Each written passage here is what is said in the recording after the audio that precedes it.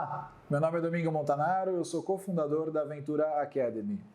Na sala de aula a gente fala muito de vários casos e tem um deles que é, como se fosse, eu costumo dizer, né? A versão cyber do 11 Homens e um Segredo, cara. Este caso é fenomenal e ele precisa ser estudado para a gente entender o nível de sofisticação dos adversários que a empresa pode ter. Obviamente aqui vamos tocar um caso onde o adversário, a vítima no caso, foi o Banco Central de Bangladesh. Então, óbvio, né? não é qualquer tipo de vítima, é um Banco Central de um país, mas este caso precisa ser estudado principalmente por aquele executivo ou dono de empresa que acha que colocando só uma ou outra medida de segurança vai conseguir segurar a criminalidade cibernética, que é um pessoal que está extremamente evoluído. Vamos ver o que aconteceu aqui, né? Imagina, era fevereiro de 2016, o Banco Central de Bangladesh estava operando normalmente, e aí existe um sistema chamado sistema SWIFT, que é utilizado pela grande maioria das instituições financeiras do mundo para envio e recebimento de ordens de pagamento.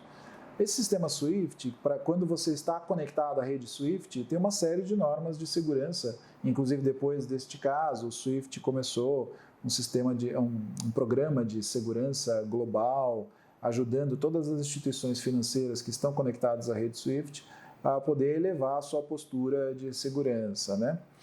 Então veja, 2016 está lá o Banco Central de Bangladesh operando, enviando e recebendo ordens de pagamento, né? Também se conhecem por wire transfers, né?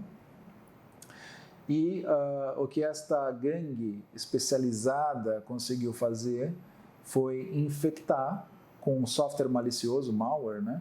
O computador dos Banco Central de Bangladesh, que ficava conectado à rede SWIFT, mesmo com todas as normas de segurança, controle de acesso à sala, todo hardening, ou seja, toda a cultura e a metodologia de segurança, os processos de segurança, de remover tudo aquilo que é desnecessário do sistema operacional, não deixar aquela máquina se conectar à internet também, a internet comum que a gente conhece. Mesmo com tudo isso, conseguiram infectar esse computador e programar uma série de wire transfers através da rede SWIFT. E aí essas ordens de pagamento começaram a ser enviadas e a forma como eles planejaram isso foi espetacular do ponto de vista técnico, é claro, certo? Que do ponto de vista moral, ético, legal, tem N problemas aí, com certeza, né? Mas do ponto de vista técnico, como foi feito, certamente esse pessoal foi bastante criativo. Eles conseguiram fazer com que essas ordens de pagamento passassem por vários países, até instituições sem fins lucrativos, no Sri Lanka eles criaram, essas ordens de pagamento foram parar em bancos nas Filipinas, e esses criminosos se apresentavam, inclusive, nos cassinos das Filipinas, com identidades falsas, dizendo, olha, eu recebi uma wire transfer, uma ordem de pagamento no valor de X, retirava isso em fichas do cassino, ficava com essas fichas no cassino por um tempo, voltava no caixa do cassino e pegava isso em dinheiro e ia embora. Ou seja, até a monetização, onde eles conseguiram tirar isso em dinheiro, já estava muito bem arquitetada desde o começo do golpe. E a questão interessante aqui é que eles tiveram, né, N questões interessantes, mas esse fato especificamente, eles tiveram uma das transações foi mandada para uma fundação, e fundação em inglês é foundation, e eles tiveram um erro operacional e digitaram foundation. E aí um analista, alguém que estava a cargo de retransmitir essa ordem de pagamento lá no Deutsche Bank, é o que a história conta, né? Isso são os detalhes públicos deste caso, né? Viu lá escrito Foundation na tela, ligou lá para Bangladesh, e atenção a esse passo da ligação, que é o que ajuda, inclusive, muitas fraudes hoje em dia, ajuda a segurar muitas fraudes, né?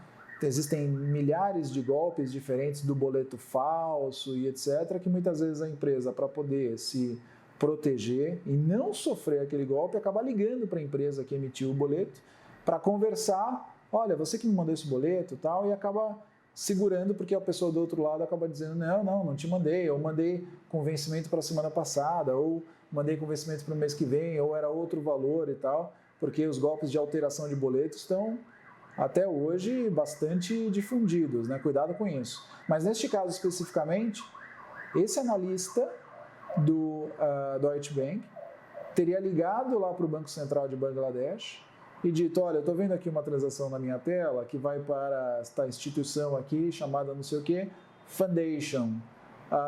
Você pode, por favor, retransmitir? Imagine isso. Você pode retransmitir? Ela veio com erro. E o pessoal lá em Bangladesh, oi, wire transfer? Não mandei nada para você. Como não? Você já mandou 100 milhões de dólares hoje, né?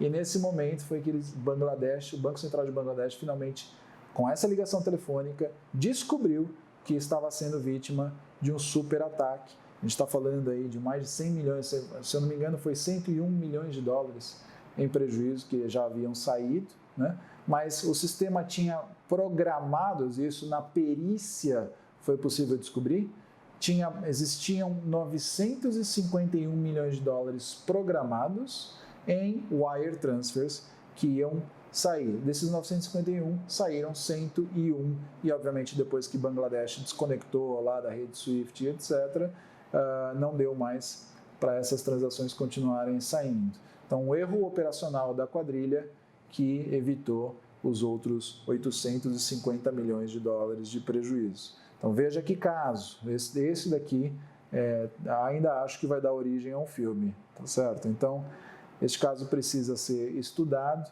até mesmo para demonstrar o nível de acesso que muitas quadrilhas podem ter quando querem aplicar golpes mais rebuscados. Tal qual aconteceu com o Banco Central de Bangladesh, nos próximos anos, outros bancos foram vítimas e também esses casos são públicos. Teve banco na Rússia, o Banco do Estado de Salvador, do Equador, teve um banco no Vietnã, teve um banco na Índia, se não me engano, na Índia acho que foi mais de um banco.